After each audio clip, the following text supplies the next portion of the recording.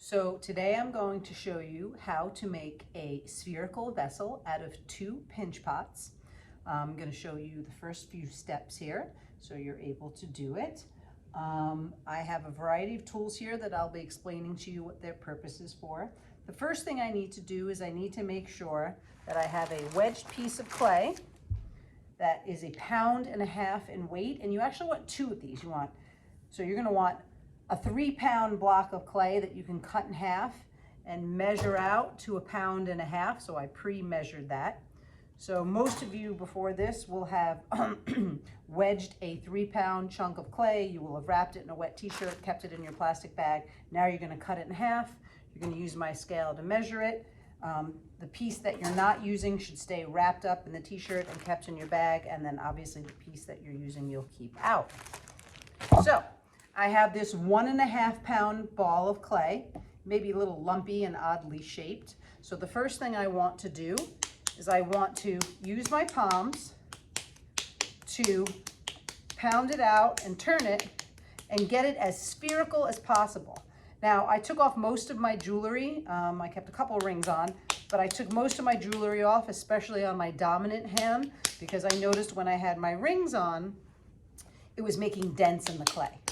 So I have my clean and free hand. It's a 1.5 pound ball of clay, and I'm simply going to keep paddling it. Notice the shape of my palm until I get it as round as possible. Okay, so again, 1.5 pounds for each ball. You're going to need 2 of these, and you want to get it as spherical as possible. And that's just going to take a little bit of pounding. You can smooth things out with your thumb. Once you have that ball, you're then going to take your dominant thumb. So if you're righty, it's going to be your right thumb, and you're going to push it in. You don't want to push it all the way through. In other words, you don't want to come out the other end. And then the pinch pot technique is simply using your fingers and your thumb to squeeze and turn the clay so that you're thinning the walls out. And eventually, you're going to get a vessel, and you want the walls of the vessel to be about 3/8 to 1/2 inch. Okay, and I'll show you what that thickness looks like. I pre-made some pinch pots. You can see the thickness here of my walls. This is somewhere between 3/8 of an inch and 1/2 inch.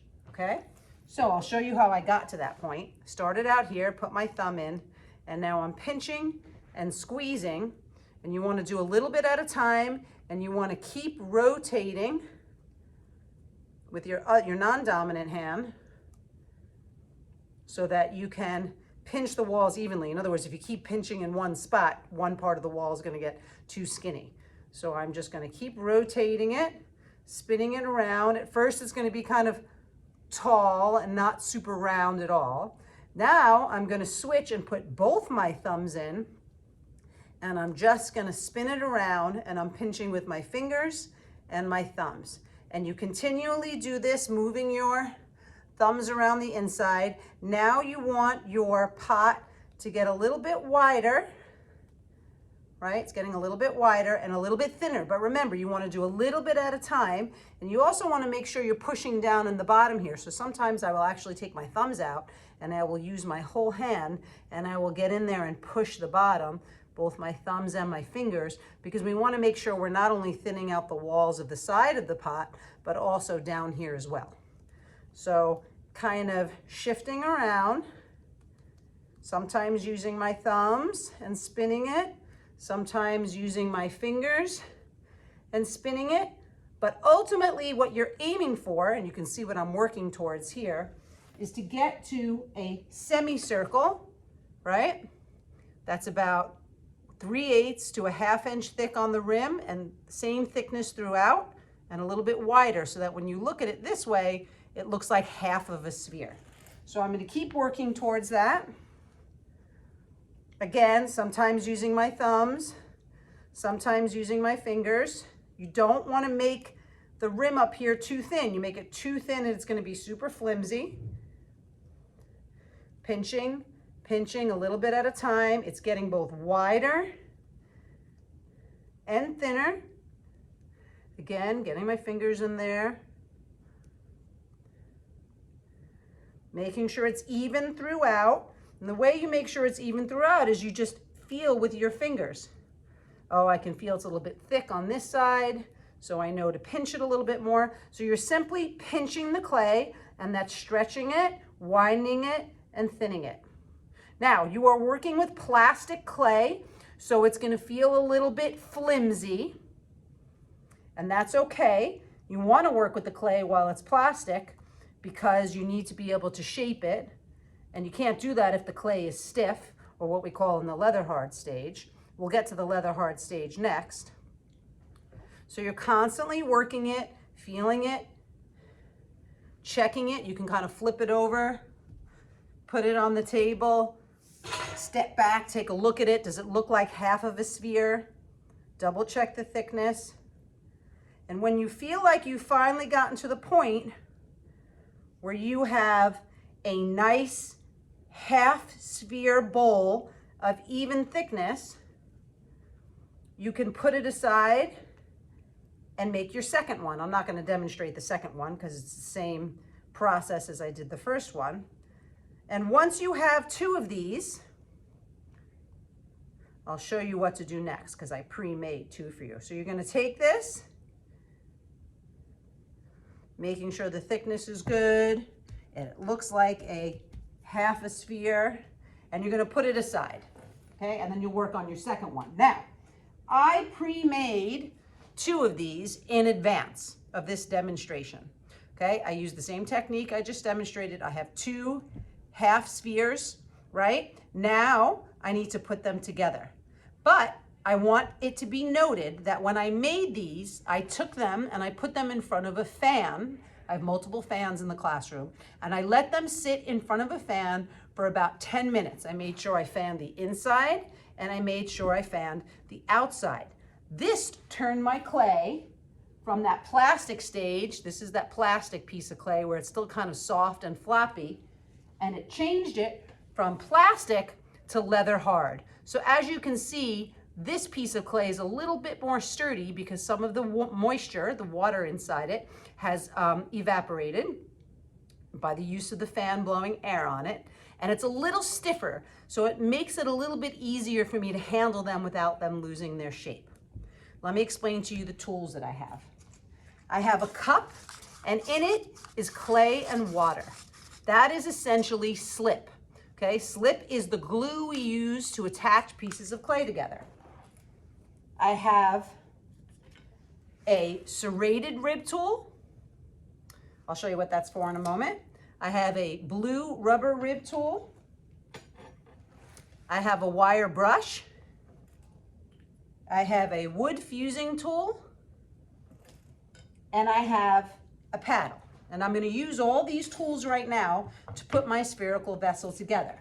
Now, I did want to point out that it's really important. I'm going to pull my plastic one over, and I'm going to cut it in half. It is really important that when you make your two vessel pinch pots, right, that if you were theoretically going to cut it open, right, like I did on this one, you would find that the rim is relatively even, right? Maybe a little bit thicker on the bottom,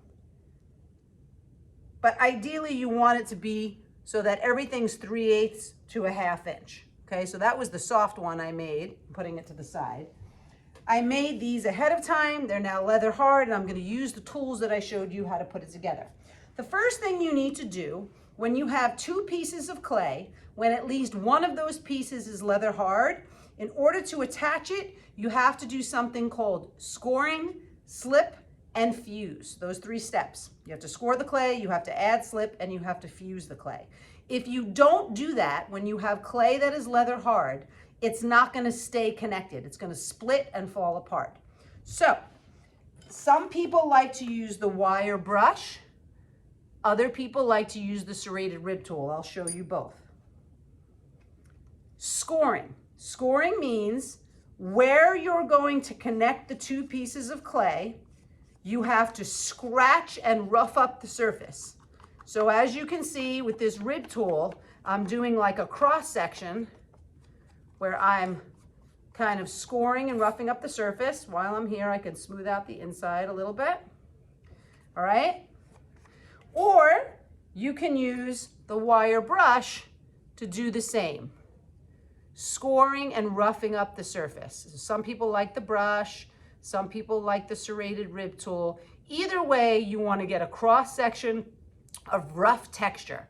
Why do you want to do that? Think about it like Velcro. When you take two pieces of leather hard clay and you attempt to connect them, if the edges are smooth, it doesn't have anything to grip onto. By roughing up the surface with either the wire brush or the serrated rib tool, you're creating this rough surface that helps the clay to connect. The next thing I'm going to do is I'm going to take the slip. Slip is just clay and water, acts like a glue. I'm going to mix it up in my cup. You can make your own slip. I'm going to take that goopy stuff and I'm just going to dab it on all my scored edges. And this is going to act like a glue to help those rough edges fuse together. So again, we are adding the scoring, the slip, and I'm going to show you fusing whenever we are working with clay that is leather hard. So even if only one of these two pieces were leather hard, I would still have to do these techniques. So I'm adding the slip. Now I'm going to take my two leather hard pinch pots. I'm going to put them together. Right? And I made sure when I made these two pinch pots that they were about the same size so that they would line up. So now I'm going to push that together firmly. You want to make sure you're getting rid of any air that's trapped in here, right? Remember we talked about when we were wedging our clay that you don't want to have air trapped in your clay. Air trapped in your clay projects can create bubbles, air pockets, and when it goes in the kiln that can create cracking. Worst case scenario, can cause things to explode or break off. So I'm going to do nice firm pressure, and I can apply firm pressure here because my clay is leather hard. If this was plastic, it would be kind of collapsing under the weight of my hand, but it's leather hard. So I can now push it together, and again, you're going to reach back for either your wire brush or your serrated rib tool, and you're going to kind of score the surface of that seam and attempt to pull the two seam edges together. So I'm kind of roughing up the clay, right? You can also use this. I personally prefer the serrated rib tool. Some people prefer the wire brush.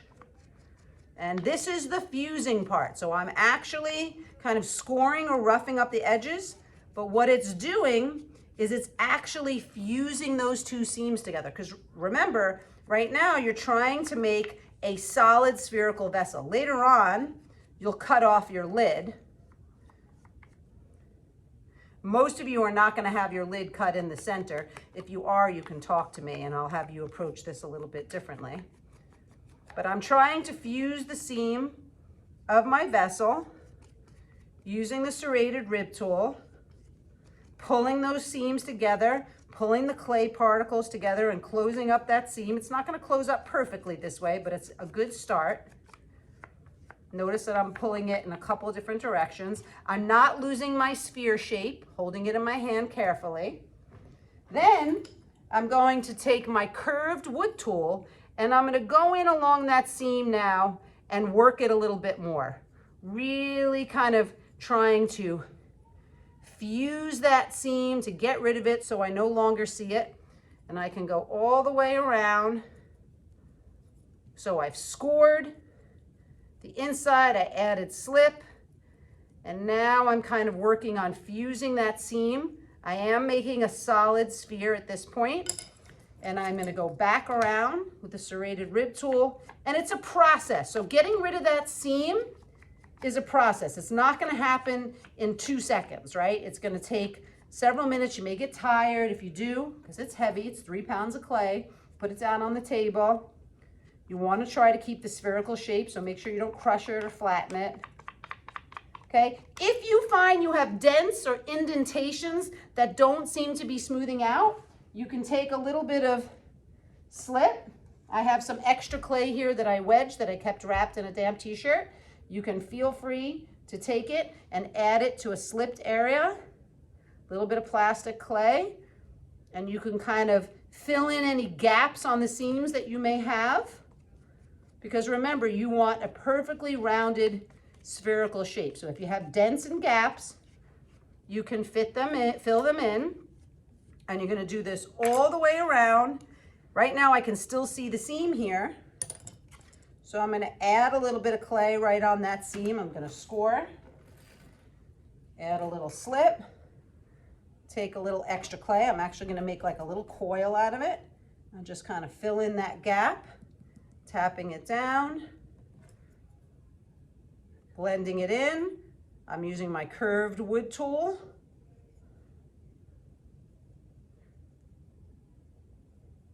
And slowly but surely, using these tools, you're going to work towards a point. You could even use the rubber rib tool, helps as well. I'll show you. You can use that to kind of smooth it out. You use the tools that feel most comfortable and are working for you. My hand's getting a little tired. I'm going to put it down very carefully. I see a spot over here where the seam doesn't seem to be disappearing. So again, a little bit of slip, little soft clay. Place it in there to fill in that gap. Use my wood tool for fusing. Fill in that seam. Now, once I have my seam fully fused all the way around, I want to use my paddle to really make sure I'm keeping that spherical shape. So, I'm gonna take my paddle and very gently, I'm gonna tap it all around, and you have to be very gentle with the tapping, because if you overdo this, you're going to lose your spherical shape. Now, there were a few of you in your designs, you wanted to manipulate the spherical shape and make it a little bit more oval, maybe elongate your sphere a little bit. This paddle is going to help you do that. And when you get to this point, I can come over and show you how to manipulate the spherical shape. But for the most part, most of you are going to be looking for a completely round sphere that's going to be enclosed. Now remember, it's not going to stay enclosed. You're going to eventually put a lid on it. So you're going to cut it open. But for now, we're going for a nice sphere. Feel free to use your fingers. You're going to smooth out all those carved lines. And with a combination of all these tools and the paddle, you're going to end up with a perfect sphere-shaped vessel to work from. My next demonstration, I'm going to show you how to do foot rings or foot stands. And then the demonstration after that, I will be showing you how to make your lid, and then eventually your lid handle, and then how to decorate your spherical vessel. But this is really the first step. The first step is you want to get a nice round, smooth, spherical ball, right? And it's hollow on the inside.